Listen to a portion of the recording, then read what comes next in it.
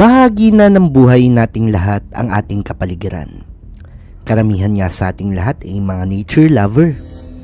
Masaya na kapag nakakapunta sa mga mapupunong lugar dahil para sa karamihan, ang ganitong uri ng kapaligiran ay nakakapagpakalma at nakakawala ng stress sa mga pang-araw-araw na problema na kinahaharap natin dito sa ating mundo. Ilang buwan na nga lang ay summer na ulit mga kaibigan, hindi ba?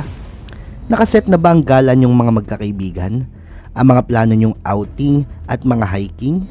Pati ang mga napagkasunduan niyong mga nature trippings? Well, kulayan niyo na yan. Ngunit bago ang lahat ay nais ko lang sabihin na hindi lahat ng puno na makikita niyo dito sa ating kapaligiran ay safe hawakan o lapitan. Maniwala man kayo o hindi, may mga puno na lubhang mapanganib para sa mga tao. Yung tipong kahit tumayo ka lang ng malapit sa puno ay pwede ka nang masentensyahan ng kamatayan. Mayroong mga puno na nilikha ang Diyos na lubhang mapanganib talaga para sa ating mga tao. Mayroong mga poisonous at meron din namang mga puno ng tinik ang mga sanga at paligid nito.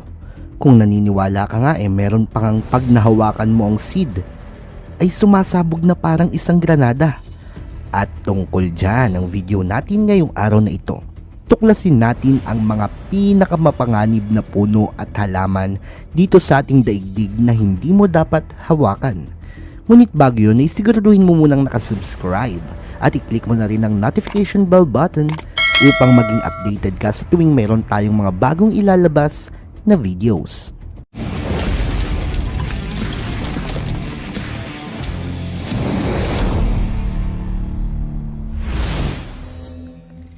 Manchineel, the little apple of death. Kung ikaw ay maswerteng binigyan ng boss mo ng bonus at bakasyon at napadpad ka sa beach ng Caribbean, nainom ka ng masasarap na fruit shakes at nagre-relax, mapapansin mo mga puno sa tabi ng beach at naisipan mong sumilong at magpahangin dahil sa matinding sikat ng araw. Pero napansin mo may isang puno na may nakapintang red bands. Payo ko sa iyo kaibigan, na kunin mo na agad ang towel mo at tumakbo ka na papalayo sa abot ng makakaya mo. Sapagkat ang Manchineel tree ay isa sa pinaka-toxic na puno sa buong mundo. Sapagkat ang kulay gatas na katas na inilalabas ng punong ito ay naglalaman ng mga toxic na sangkap na posibleng maging sanhi ng blister sa iyong katawan. Kaya din itong sunugin ang balat mo na hanggang 2nd degree burn. Sa sobrang napakapanganib pa nga nito, ang katas ng puno na ito ay kapag napatakan ka nito sa iyong mata ay tiyak na mabubulag ka. Kung sakali namang umulan ay huwag mo na ring pangarapin na sumilong sa puno na ito, sapagkat pag natuluan ka ng ulan na pumatak mula sa mga dahon nito ay maaaring masunog ang baga mo kapag nalanghap mo ito. Huwag ka rin papaakit sa parang maliliit na mansanas na bunga ng punong ito. Kilala ito sa tawag ng mga taga doon na beach apple. Pero misleading ito mga kaibigan. Hindi porket narinig mo na apple ay kakainin mo na agad ha. Mayroong isang turista na sumubok kainin ito. At noong una daw ay manamis-namis nga daw na parang isang mansanas. Ngunit makailang minuto lamang. Pagkakain niya ay nagsisigaw na siya sa sobrang init at sakit ng pakiramdam ng lalamunan niya na tumagal ng ilang oras. At kinailangan pa niyang uminom ng galon-galon ng malamig na tubig na puno ng yelo para lang mapawi ang init na nararamdaman niya sa kanyang lalamunan. The Strychnine Tree. Kapag napadaan ka sa punong ito ay unang-una mong mapapansin ang mga bunga nito na hawig sa isang orange. Ngunit sa oras na pinitas mo ito, ay tila mapapagtanto mo na hindi ito yung typical na orange na kinagawian mong kinakain at nakikita. Pero kung dumating man sa punto na tinikman mo pa talaga ito at ninuya, ipagpe-pray over na lang kita kaibigan. Sa oras na manguya mo to, ay wala ka na ding panahon na sabihin sa iba at makahingi ng tulong pa sapagkat ang strychnine tree ay isang puno na lason sa kabuuan. At kapag nakakain ka nito ay siguradong magkakaroon ka ng involuntary skeletal muscle contractions at hindi mo ito makokontrol pa. Ang mga muscle mo kaibigan ay magko-contract ng kanya at hindi mo ito mapipigilan. Maihahalin tulad mo na lang ang sarili mo sa isang taong nagyo-yoga. Ang puno na ito ay native sa India at sa Southeast Asia. Ngunit sa kabilang banda ay kinikilala ang puno na ito dahil sa pagkalat ng mga sakit na mula sa kagat ng mga hayop tulad na lamang ng daga na kumakalat sa mga nasabing rehiyon. Ang prutas na ito ang pinapakain sa mga daga para mabawasan ang kanilang bilang at hindi sila dumami dahil nga na sila ang nagdadala ng virus na ito.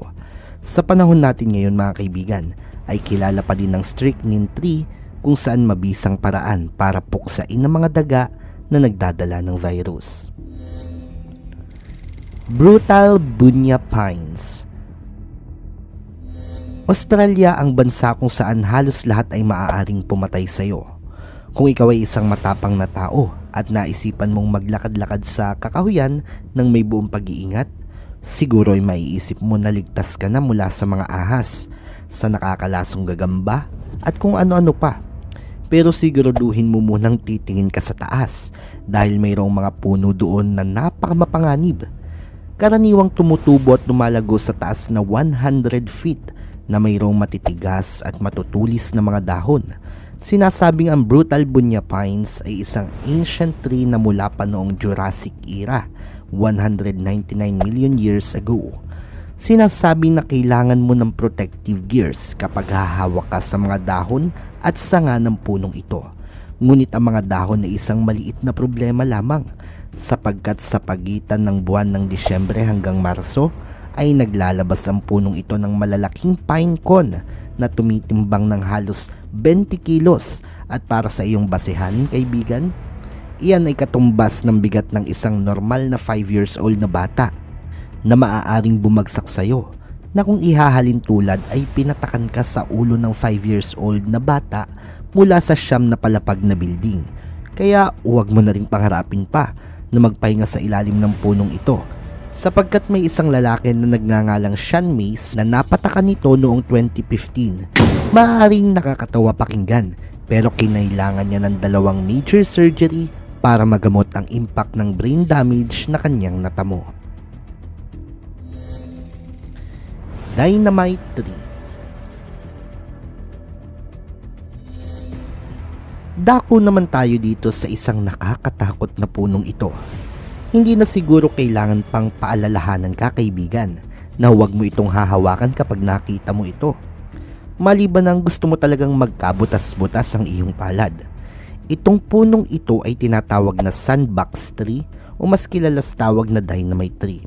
Isang punong bangungot para sa iilan na matatagpuan sa tropical na rehiyon ng Amerika at South America.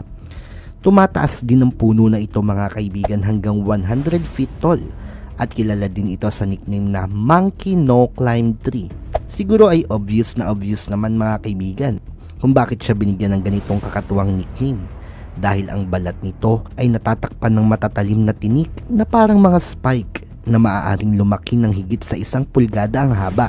Ang mas masahol pa nito, ang punong ito mga kaibigan ay naglalabas ng katas na kung saan ay may mataas na irritation level, sapat upang makabulag sa sino mang hindi mapalad na makakakuha nito papunta sa kanilang mga mata. Ngunit hindi pa dyan natatapos ang pagkadelikado nito mga kaibigan. Naglalabas ito ng nakalalasong katas upang protektahan ang bunga nito na kung makikita mo ay parang isang maliliit na kalabasa. Gayunpaman kapag nalalanta na ang malambot na laman ay nag-iiwan ito ng mga animoy pinatuyong kapsula ng buto na katumbas ng isang hand grenade. Pagganap na hinog na, ang mga buto ay nahuhulog sa lupa at sumasabog. Gayunpaman, naiulat na ang mga pagsabog ng buto ay kasing lakas ng putok ng baril. Kaya kung ako sa iyo kaibigan, kapag nakakita ka ng ganitong puno ay huwag ka na magtatangkang lumapit pa. At yan nga mga kaibigan ng ilan sa mga delikadong puno na hindi mo dapat hawakan o di naman kaya ay lapitan. Anong masasabi mo tungkol dito? I-comment mo na ang iyong opinion sa ating comment section down below. Huwag mo na rin kalimutan na i-like ang ating video kung nagustuhan mo ito. Maraming salamat sa inyong panonood. Hanggang sa muli mga kaibigan. Mag-ingatan lahat at kita-kits tayo sa ating mga susunod na videos.